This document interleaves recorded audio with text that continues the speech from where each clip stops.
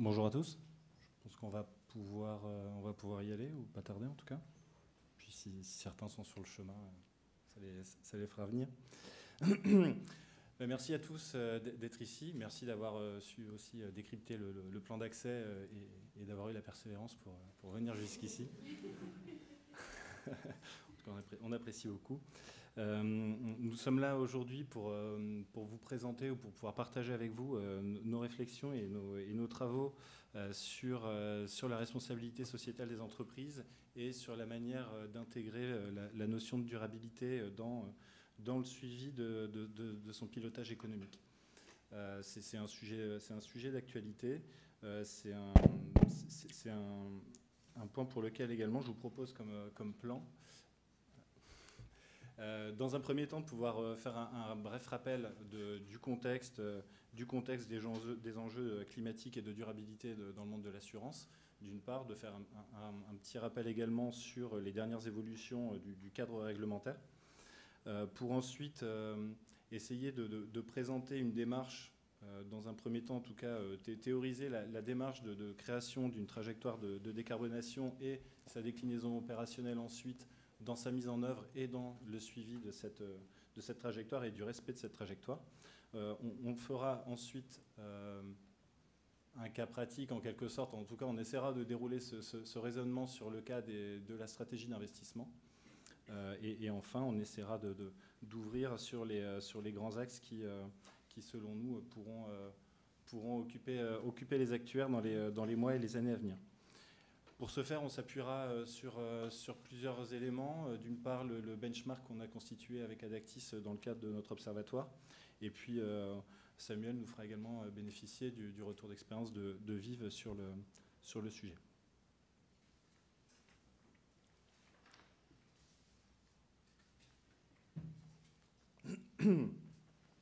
Alors, quand on parle de climatique, il y a des choses qui viennent tout de suite en tête, hein, en tout cas en ce qui concerne l'assurance.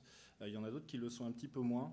Là, on a voulu déjà dans un premier temps citer quelques cas très concrets, hein, mais on sait qu'on a une augmentation de la sinistralité, hein, tant dans la fréquence que dans l'ampleur des événements. On sait qu'on va avoir tout un travail sur l'offre et sur l'adaptation des produits également, pour faire face à l'évolution des aléas climatiques. On a également des sujets autour de la gestion et également un sujet plus vaste autour de la prévention. Si on regarde du côté de la gestion des risques, très classiquement, hein, d'abord identifier les risques, ensuite les modéliser, les quantifier et ensuite les suivre. Sur ce dernier point, ce qu'on a pu constater lorsqu'on a fait notre analyse de place, c'était que les risques physiques et les risques de transition sont des choses qui maintenant commencent à être assez largement répandues, ou pour lesquelles tous les acteurs ont pris en main le sujet. Là, on voit qu'on a plus de 80% à chaque fois des acteurs du benchmark qui avaient cité et identifié ces risques dans leurs travaux.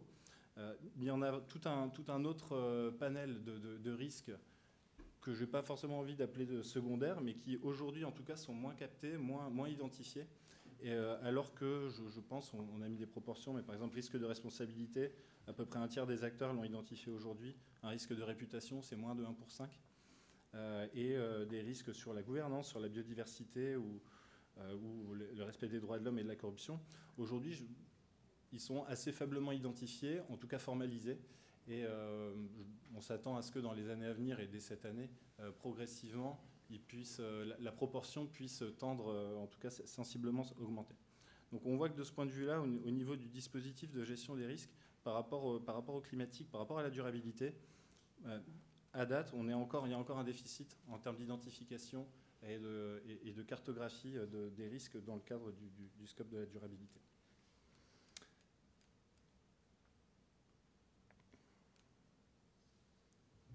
En ce qui concerne le cadre réglementaire, il y a plusieurs. Donc l'idée n'est pas de vous assommer avec tout un tas de références, mais plutôt de montrer quelques grands messages. Le premier, c'est une accélération du calendrier réglementaire.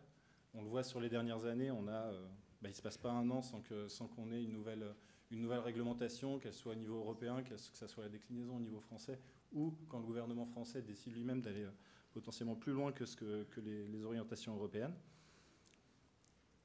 Et ensuite sur 3 grands thèmes, 3 grands axes autour vraiment de la transparence et de la communication extra-financière qui montrent que finalement on balaye le scope de manière très large et pratiquement à 360 degrés. On a tout un pan. Alors on a essayé de mettre un code couleur, je ne sais pas s'il ressort bien, mais tout un premier thème sur les exigences de communication extra-financière qui est plutôt le thème vert. Donc là on va retrouver notamment pour les éléments les plus récents la loi énergie-climat et notamment l'article 29 qui a introduit un nouveau reporting extra-financier depuis l'année dernière. La taxonomie également, et puis le SFDR et le CSRD qui arrivera très, très prochainement. On a un deuxième grand thème qui est autour de la durabilité plus spécifiquement. Là-dessus, on a plusieurs choses. Finalement, c'est un peu comme un fil rouge et on le retrouve un peu à chaque fois dans chaque réglementation. Le point important, c'est que depuis l'année dernière, on a aussi dans Solvabilité 2 et notamment dans le dispositif Orsa la nécessité de venir capter ces effets de durabilité et ça tout un ensemble de conséquences au niveau de la gouvernance, au niveau de la gestion des risques, avant même de parler d'aller quantifier quoi que ce soit ou de faire des trajectoires climatiques. Donc là-dessus vraiment, les 3 grands thèmes qui avancent de front au niveau de la réglementation, avec une accélération du rythme des législateurs. Donc un sujet qui est d'actualité, un sujet qui est important et avec une réglementation qui s'accentue. En tant qu'assureur, on est convaincu que les assureurs ont un rôle vraiment central à jouer dans le cadre de la transition, à la fois par leur rôle et par ce qu'ils proposent en termes de couverture, mais aussi par leur rôle d'investisseur dans l'économie réelle. Donc là-dessus, au niveau de la stratégie de durabilité et de transition, les assureurs sont vraiment en première ligne par rapport à cet effort national ou même mondial qui est devant nous et pour les années et les dizaines d'années à venir. Donc, la mise en œuvre d'une stratégie de transition complète et qui englobe vraiment l'ensemble du scope, elle est nécessaire, elle est primordiale. Elle est obligatoirement avec des objectifs clairs et mesurables et jalonnés dans le temps parce que c'est avec cette notion de transition, il y a vraiment la logique de pouvoir avoir des points d'étape pour s'assurer que la trajectoire qui est suivie est réellement conforme à celle que l'on s'est fixée. Et puis, j'ai beaucoup parlé de réglementation, mais on peut aussi avoir des convictions et à ce titre, on peut aussi souhaiter vraiment intégrer cette nouvelle dimension dans sa stratégie ou en tout cas commencer à le faire parce qu'on estime que ça fait aussi partie de son rôle ou de sa mission auprès du grand public. Donc, comme l'a dit Thibaut, cette trajectoire, elle se formalise ensuite par notamment l'adhésion aux alliances. Celle qui ressort le plus et qu'on a pu identifier, notamment lorsqu'on a étudié un peu les rapports article 29 de l'année dernière, c'est la NZAOA, donc la Net Zero Asset Owner Alliance, qui impose ou qui exige auprès des entreprises qu'il y ait une définition claire et précise des objectifs. Donc parmi les quelques objectifs qu'on avait pu identifier, certains portent sur la réduction des émissions de CO2, d'autres vont plutôt être orientés sur la gestion des placements et la définition de cibles en termes de placements verts.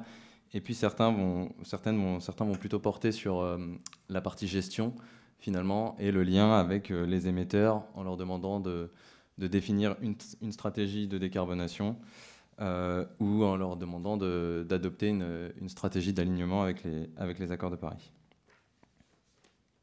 Sur le slide suivant, donc comme le disait Thibaut, on se rend bien compte là de la convergence en fait entre les exigences réglementaires, les enjeux pour les assureurs en matière de gestion des risques et de pilotage, et puis les attentes aussi bien des assurés que même des salariés aujourd'hui. Du coup, il devient absolument obligatoire pour les assureurs d'intégrer cette dimension de durabilité dans leur stratégie. Et pour faire ça, la première étape, c'est évidemment de définir précisément ce que l'on souhaite faire, donc les objectifs et les métriques qui vont permettre de les mesurer. Donc, on a identifié trois grandes étapes qu'on va éplucher dans la suite, qu'on va détailler dans la suite. pour la mise en place d'une stratégie de décarbonation. Donc la première partie, c'est la construction de la trajectoire qui se construit en deux phases. La première, c'est de faire un premier bilan, un état des lieux. Et puis la seconde, c'est de définir ces fameux objectifs et de décliner les jalons intermédiaires. La deuxième partie, c'est la mise en œuvre, où là, c'est vraiment la ventilation de cette trajectoire à une maille opérationnelle qui va permettre ensuite de concrètement la mettre en œuvre, définir les actions qui vont permettre de lancer et de réaliser cette trajectoire. Et enfin, le dernier axe, c'est l'évaluation finalement de la robustesse de la trajectoire et donc le suivi des risques en faisant évoluer les métriques de pilotage notamment, mais aussi les dispositifs et les processus de gestion des risques, les outils sur lesquels on reviendra un peu plus par la suite. Donc pour construire cette trajectoire de décarbonation, comme je viens de le dire, la première étape, c'est de faire un bilan. Ce bilan-là, il s'appuie sur l'analyse des émissions ou de l'empreinte carbone de l'entreprise qui s'articule autour des 3 scopes. Donc le premier scope, il va regrouper l'ensemble des émissions de gaz à effet de serre qui vont être directement liées à l'activité de l'entreprise, donc par exemple le déplacement des collaborateurs ou les consommations d'énergie primaire. Le second scope porte plutôt sur les énergies, et donc ça va être les émissions amont finalement, liées à la production des énergies qui sont utilisées par l'entreprise. Et puis le troisième scope, là on est plutôt sur le volet aval, et donc c'est tout ce qui va être lié aux usages des produits qui sont commercialisés par l'entreprise. Donc on y retrouve notamment les placements et puis les produits d'assurance. Donc effectivement, par rapport au scope, c'est un exercice qui n'est pas super facile parce qu'il faut d'abord définir ce qu'est le scope 1, 2 et 3 pour une entreprise d'assurance et ce n'est pas forcément évident. Donc comme on l'a dit, en termes de scope 1, on est plutôt sur de la consommation d'énergie primaire. Donc on va avoir l'approvisionnement en gaz, pétrole, si on en a besoin. Par exemple, pour le groupe Vive, on a une activité livre 3 qui se compose d'énormément de bâtiments et donc on a une consommation de gaz qui est significative. Pour les assureurs, de manière générale, scope 1 et même 2 sont quand même très faibles par rapport au scope 3. Sur le scope 3, donc, on est plutôt sur les investissements, effectivement, et qui représentent la grande majorité des émissions carbone, indirectement via les placements, via le financement des entreprises qui elles-mêmes ont une empreinte carbone parfois élevée.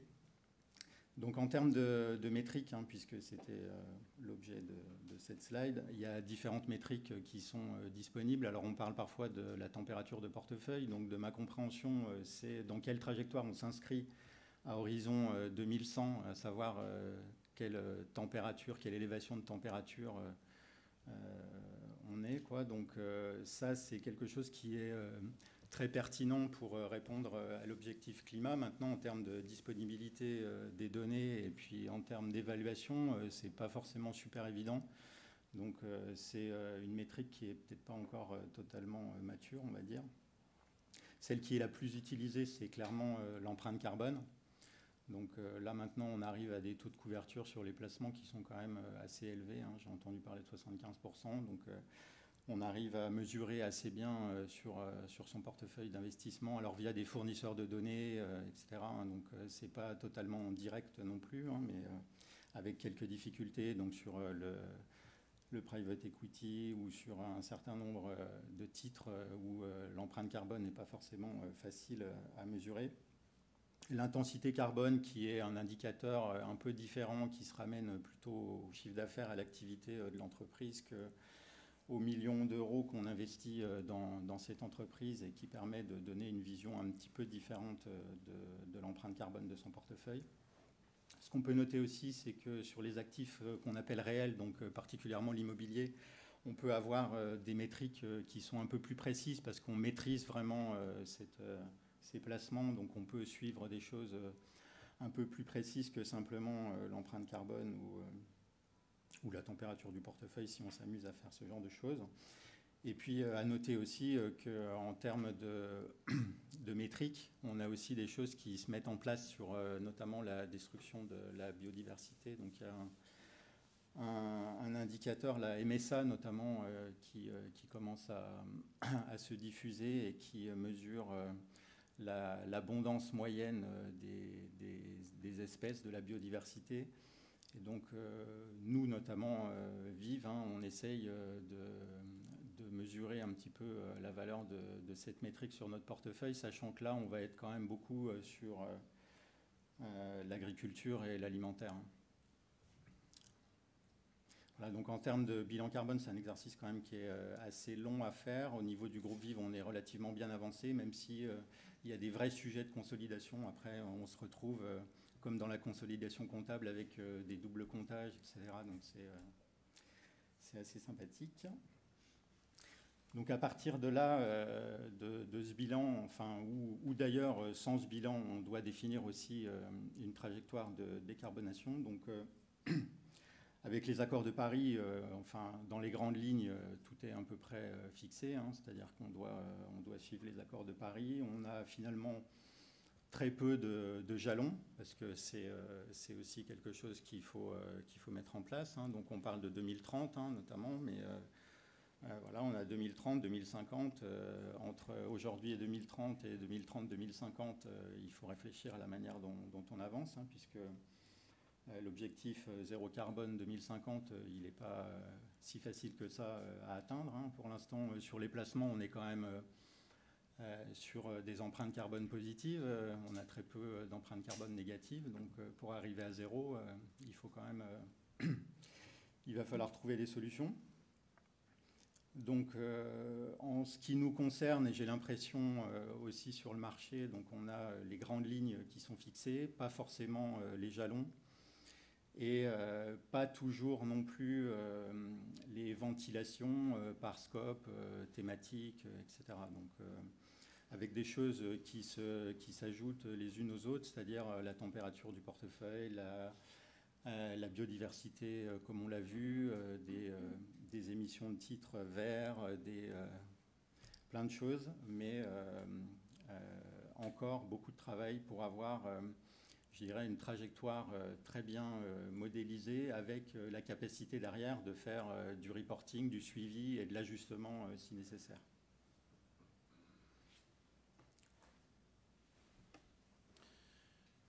Donc si on essaie de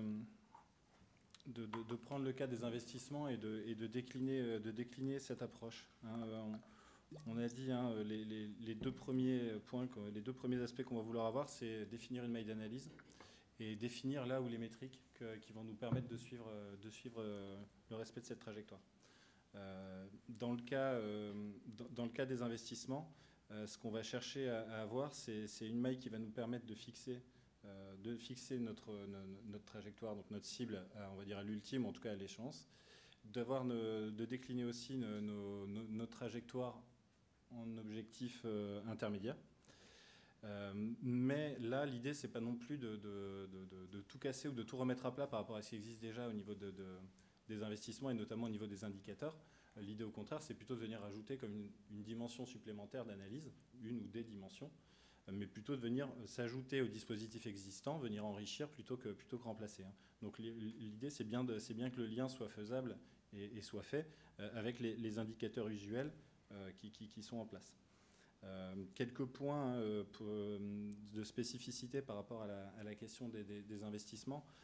D'une part, nécessairement une analyse différenciée selon les actifs dont on parle. On va pas avoir forcément les mêmes ambitions, les mêmes trajectoires selon que l'on parle d'obligations corporate ou gouvernementales, d'immobilier, d'infrastructure. Donc forcément, il faut bien le faire selon chacune des grandes classes d'actifs.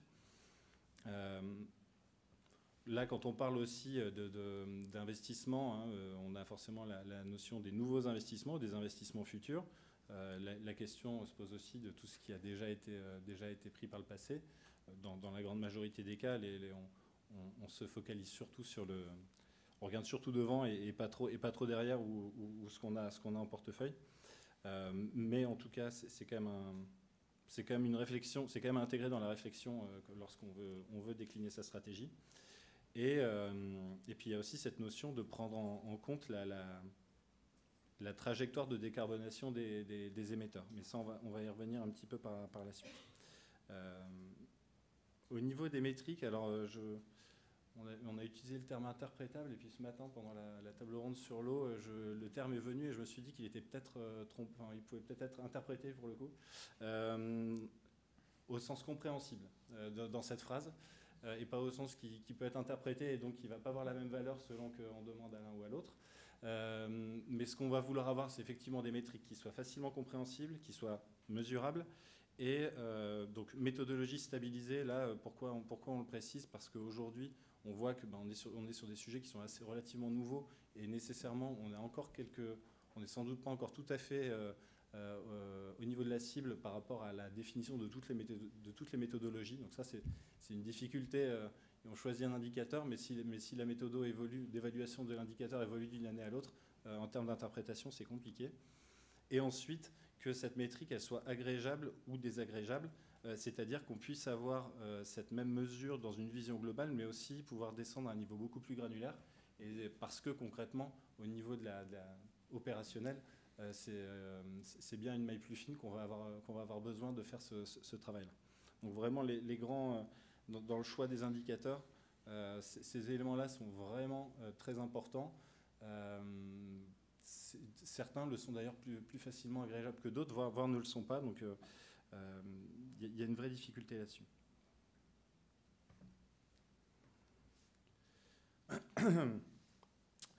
Ouais, au niveau de ce qu'on peut constater aujourd'hui en termes d'avancement ou de maturité sur la place, on a essayé de vous lister les principaux thèmes selon nous, ou en tout cas les sujets sur lesquels il convient de se poser des questions pour se faire son propre avis.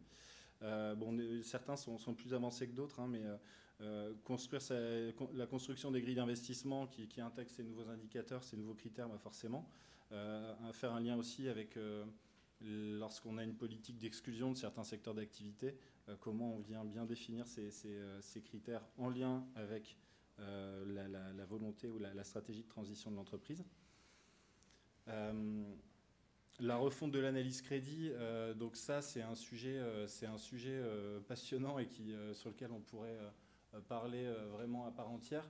Là l'idée c'est de se dire que demain on va devoir intégrer une dimension transition, une dimension carbone dans le crédit. Hein, et ça aujourd'hui, c'est un sujet qui est assez peu traité.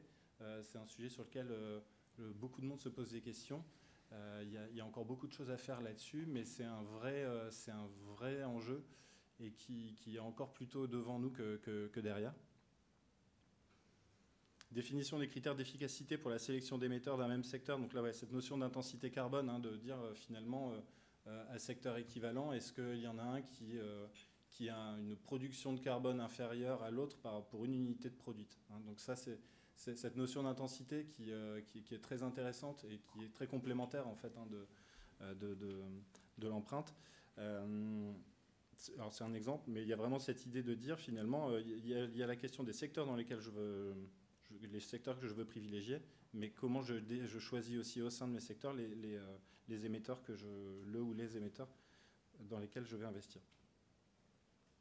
Forcément une dimension qui dit climat dit une dimension géographique aussi qui peut entrer en ligne de compte. On a parlé de la biodiversité, c'est vrai que c'est là aussi un sujet qui est tout récent, hein. Au niveau des articles 29, c'est donc depuis cette année uniquement, donc dans 8 jours, pour la deadline, que ces indicateurs sont demandés.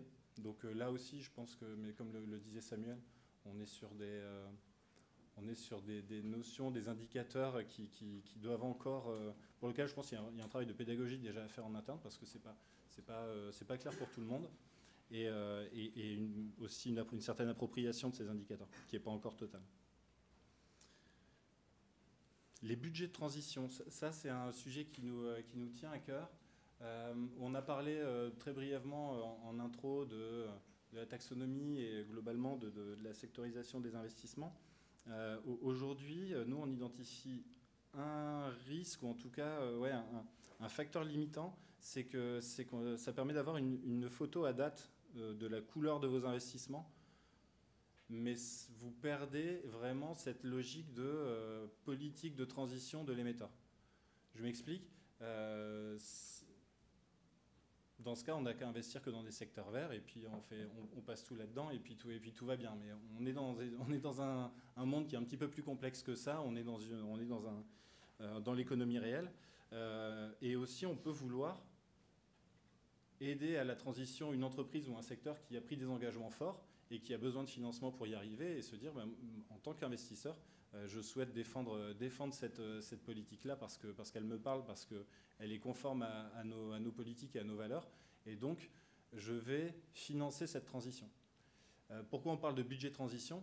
Parce que dans les faits et factuellement, selon certaines taxonomies, dans un premier temps, vous allez être identifié, ou en tout cas cet investissement sera identifié comme un investissement, un mauvais investissement, puisque plutôt servant à financer une activité qui est émettrice de carbone. Là, typiquement, c'est encore une fois la limite entre la réglementation et la réglementation à date, avec des choses qui sont mises en place, qui vont sans doute se peaufiner, évoluer dans les années qui viennent, et les réelles convictions que l'on souhaite défendre au niveau du financement de l'économie. Justement, des mandats de gestion auprès des asset managers, parce que vous pouvez mettre toute la stratégie en place si derrière vous n'investissez pas en direct ou une partie n'est pas investie en direct, c'est bien votre gestionnaire qui va finalement être le bras armé de votre stratégie. Donc s'assurer que par rapport au mandat qui lui est fourni, votre nouvelle stratégie sera bien répercutée aussi dans le mandat qui leur est donné. Et puis évidemment, on l'a dit, c'est un sujet qui est d'actualité et qui bouge beaucoup. Donc forcément, tout un travail de veille à mettre en place vis-à-vis de l'intégration des critères ESG, parce qu'on est sur quelque chose qui évolue encore souvent et d'une année à l'autre, il y a toujours des nouveautés.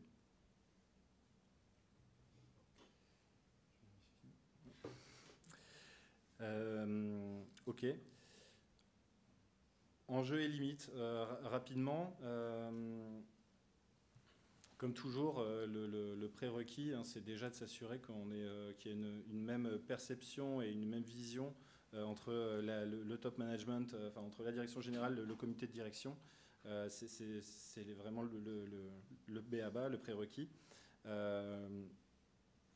Factuellement, on sait aussi qu'il va falloir démontrer que l'alignement de cette stratégie ESG, elle est conforme ou elle est alignée avec les objectifs économiques de l'entreprise par ailleurs. Autrement dit,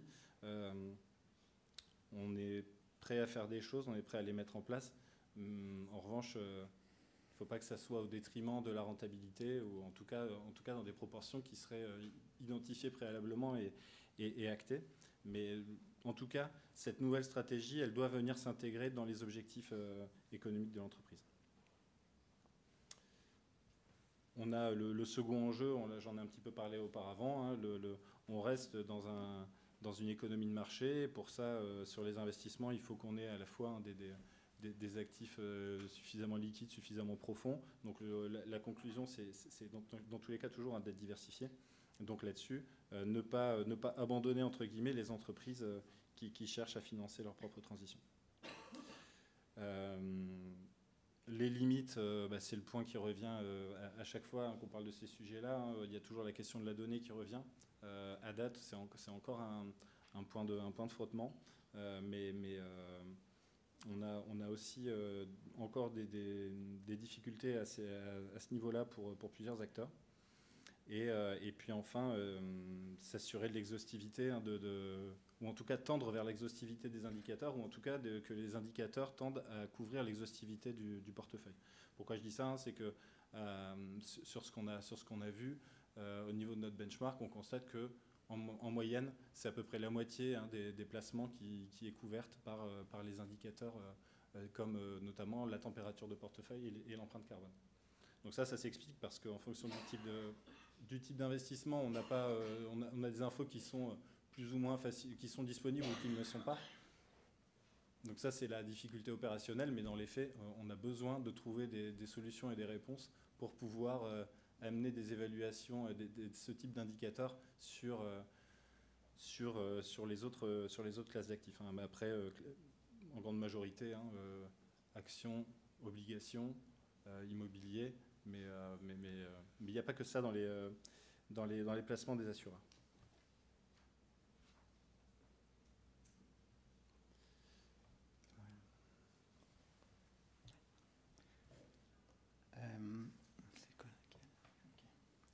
Donc, la mise en place de ces politiques ISR, ça a fortement fait évoluer les liens avec les gestionnaires d'actifs, hein, puisque on a dû mettre tous ces critères extra-financiers dans la gouvernance, dans les différents comités, dans les process de décision, etc. Donc ça a largement fait évoluer les relations avec les asset managers.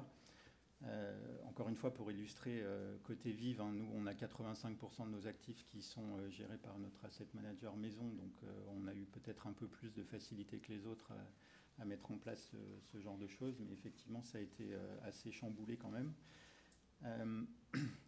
Après, dans la vie réelle, je dirais, hein, au-delà de la mise en place de ces comités, hein, ça nécessite aussi de bien se caler sur ce qu'on entend quand on fixe des objectifs au niveau de la politique ISR, et notamment ce qu'on met en priorité par rapport à des critères purement financiers, hein, puisque parfois on a certains arbitrages à faire entre du financier et de l'extra-financier, donc ça peut nécessiter des discussions. On peut avoir aussi des choses qui sont définies de manière quand même assez générale au niveau des politiques ISR et qui nécessitent d'être explicitées vis-à-vis des gestionnaires pour qu'ils puissent en tenir compte dans leurs décisions.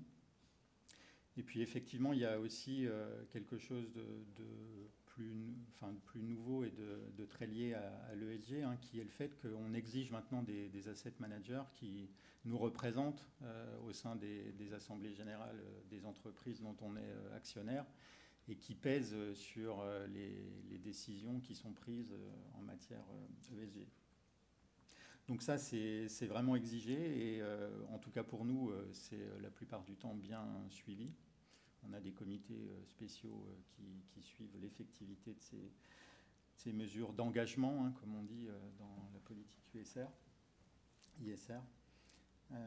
Ensuite, reste qu'il y a quand même un transfert d'expertise, hein, encore à faire entre les gestionnaires d'actifs qui sont globalement quand même très avancés, qui sont très en prise avec justement le marché dans ses évolutions par rapport aux critères ESG et puis aussi par rapport aux fournisseurs de données, à ce qu'on peut obtenir, pas obtenir, etc.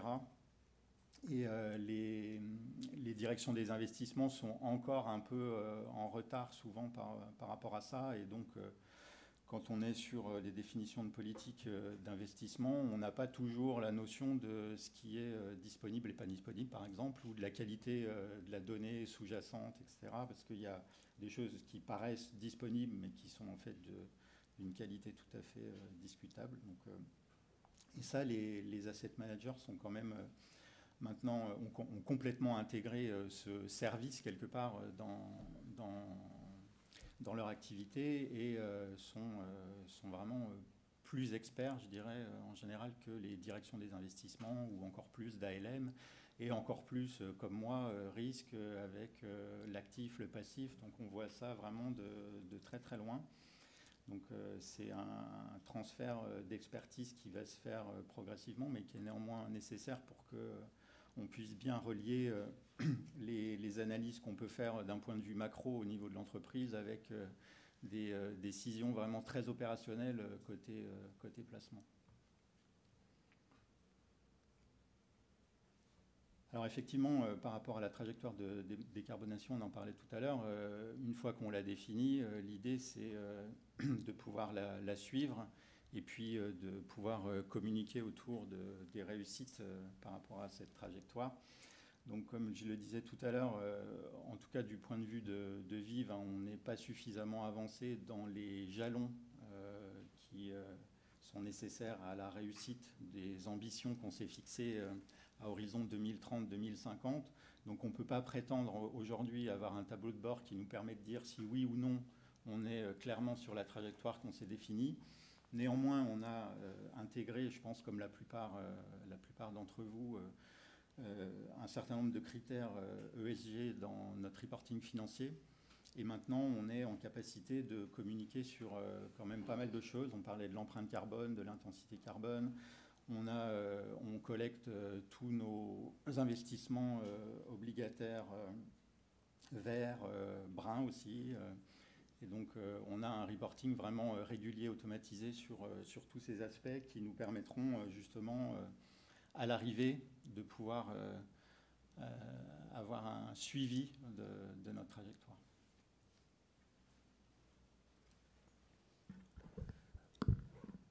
Donc la dernière étape, on l'a vu, c'est d'évaluer finalement la robustesse de la trajectoire. Thibault l'a dit, il faut que cette trajectoire de décarbonation elle soit quand même alignée avec les autres enjeux de l'entreprise et donc son pilotage économique. On l'a largement étudié dans la troisième partie. Ça passe par faire évoluer le système de gestion des risques et en particulier les politiques. Et donc on l'a vu, la politique de gestion des investissements, c'est celle qui est évidemment le plus impactée aujourd'hui par ces éléments-là, puisque toutes les grilles d'analyse sont à revoir. Mais les autres politiques, d'autres politiques sont aussi impactées. C'est le cas de la politique de gestion des risques, la politique de gestion du capital, on va en parler, mais via l'appétence notamment, mais aussi les politiques de sous-traitance et de souscription, puisqu'il y a aussi un volet données, et puis il y a un volet offre qui est important pour transiter de manière globale au niveau de l'entreprise. Sur la partie système de gestion des risques, la première étape, c'est vraiment le socle.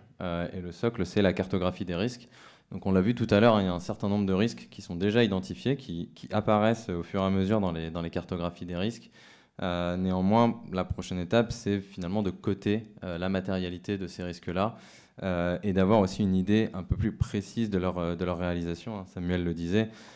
Aujourd'hui, qu'est-ce que ça veut dire concrètement la réalisation d'un risque de biodiversité pour une compagnie d'assurance ou même l'impact du risque de responsabilité, c'est des choses sur lesquelles on n'a pas énormément de visibilité, donc il faut arriver à définir comment ces risques vont se matérialiser. En termes d'outils, ça passe aussi par faire évoluer son cadre d'appétence pour qu'il intègre des métriques dédiées à la durabilité. Donc on les a évoquées, je vais pas les rebalayer. Et donc ces métriques-là, à l'image des métriques usuelles, que sont le ratio de solvabilité, le résultat, des indicateurs de liquidité par exemple, elles doivent être accompagnées de cibles, de seuils et de limites, et de plans d'action qui vont permettre, lorsque ces différents niveaux sont franchis, de rétablir la trajectoire et de se repositionner pour atteindre les jalons qui ont été fixés.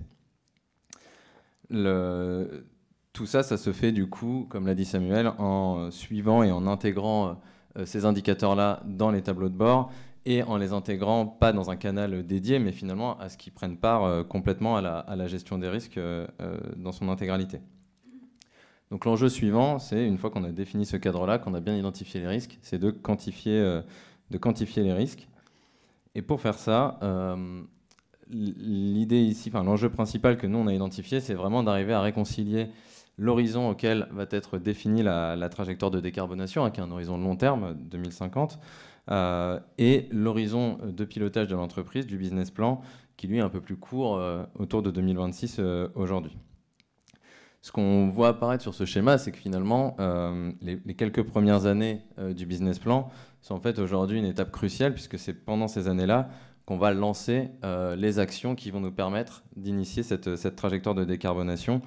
Et donc tout l'enjeu, c'est d'évaluer à moyen terme la robustesse de ces différents plans d'action. Ça va passer par d'abord la construction des scénarios qui doivent être cohérents et qui doivent tenir compte des hypothèses notamment de transition qu'on va avoir retenues pour construire le scénario long terme. Et puis à l'adaptation aussi des modèles pour qu'ils intègrent les nouvelles actions, donc typiquement la déformation des allocations d'actifs pour atteindre les cibles en part d'actifs vertes, le suivi des placements qui sont carbonés mais dont les émetteurs s'inscrivent dans une trajectoire de décarbonation, et puis le lancement de nouveaux produits et l'intégration éventuellement de nouvelles règles de gestion qui seraient spécifiques à la gestion des risques de durabilité. Alors ici, on parle de mesure de l'efficacité de la stratégie. Alors c'est un petit peu compliqué parce qu'en fait, on va avoir des des stratégies presque concurrentes, c'est-à-dire qu'on a une obligation ou des convictions pour avoir une trajectoire décarbonée, mais d'un autre côté, on est exposé à des risques. Et donc on peut imaginer des cas, par exemple, où on souhaite soutenir des activités qui sont justement en transition, mais au risque de s'exposer à l'actif par rapport au placement qu'on aura fait sur certaines lignes. Donc l'idée ici, c'est de bien rappeler qu'on est confronté maintenant à un risque qui est maintenant inévitable, enfin quasiment, qui doit être intégré même dans les trajectoires centrales, qu'on doit pouvoir en mesurer les impacts à la fois à l'actif et au passif, et que ça nécessite de développer un certain nombre d'éléments. On voit que sur la partie actif via certains indicateurs, scénarios, produits, par rapport aux différents horizons de transition ordonnés ou pas ordonnés, etc. Certaines hypothèses financières sont sorties et permettent de pouvoir projeter son portefeuille de manière plus ou moins pertinente à horizon 2050. Donc nous, c'est ce qu'on fait par exemple. Donc ça, c'est la suite du premier exercice climatique. En termes d'impact lié au risque physique, là, sur la santé, on est quand même nettement moins avancé. Je veux dire, il y a des choses qui commencent à émerger sur l'apparition de maladies, sur la corrélation du décès avec la température. Il y a des scénarios qui commencent à être élaborés. On va en avoir un là dans l'exercice climatique. Je crois qu'il a été construit avec E.ON, si j'ai bien suivi. On va s'en inspirer. On fait aussi, nous, de notre côté, des études, puisqu'on a quand même des bases de données assez importantes sur la santé notamment. Et donc, santé d'ailleurs au sens large, puisqu'il y aura aussi des questions autour de l'arrêt de travail. Et donc, maintenant, l'idée, c'est de bien pouvoir intégrer dans tous les exercices, finalement, et dont l'ORSA, on en parlait tout à l'heure, ces notions de risques un peu nouveaux, physiques et de transition liés au climat.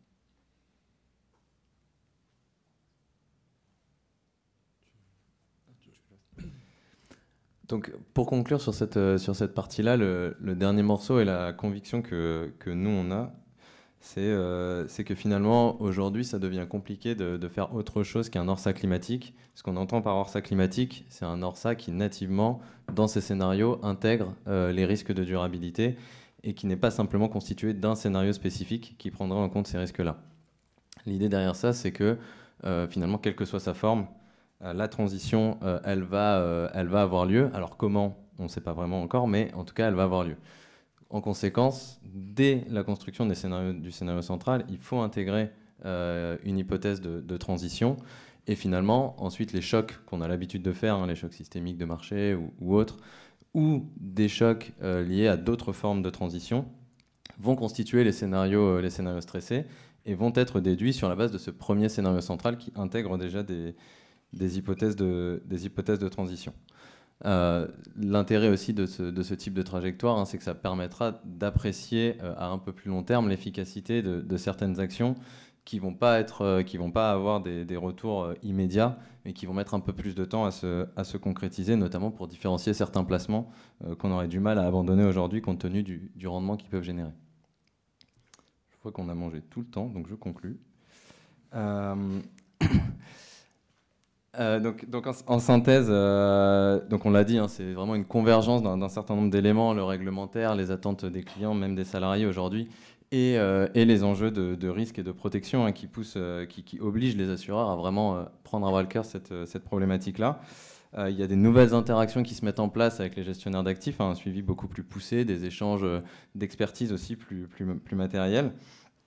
Il y a un très gros enjeu, on l'a dit, notamment sur la couverture des indicateurs de durabilité autour de la donnée et de l'harmonisation des méthodologies. On n'a pas trop parlé, mais c'est vrai que dans les rapports article 29 de l'année dernière, on a vu une grosse disparité d'un acteur à l'autre en termes de niveau sur des portefeuilles qui pouvaient sembler un peu similaires.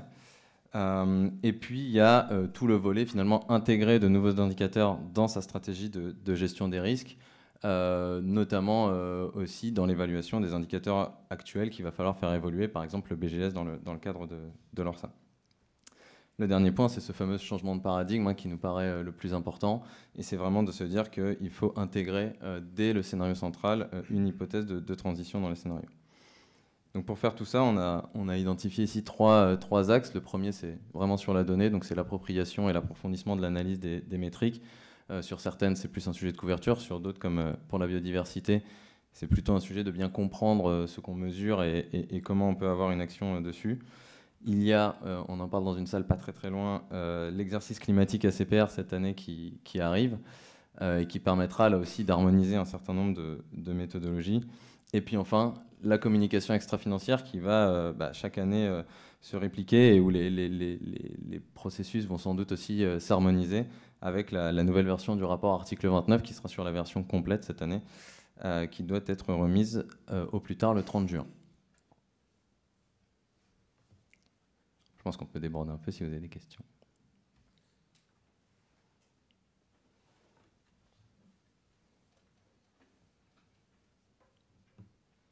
En tout cas, c'est tout pour nous. Donc...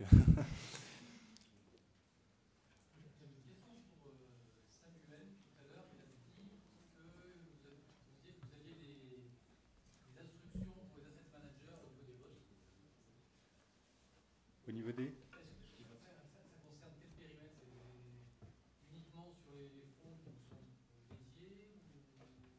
Pour les votes? Les votes. Ouais. Ouais. Ouais.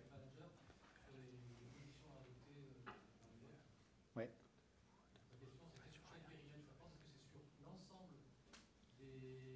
Alors c'est... Ouais.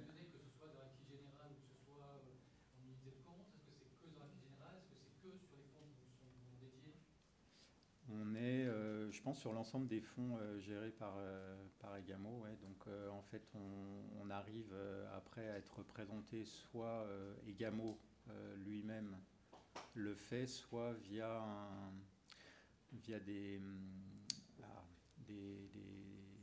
collectifs d'actionnaires.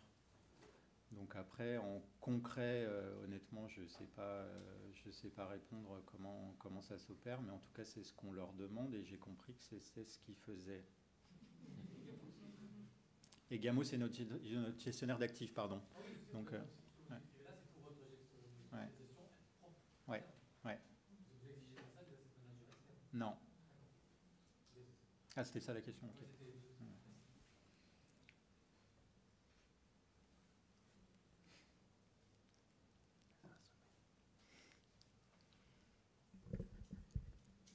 Très bien, merci à tous.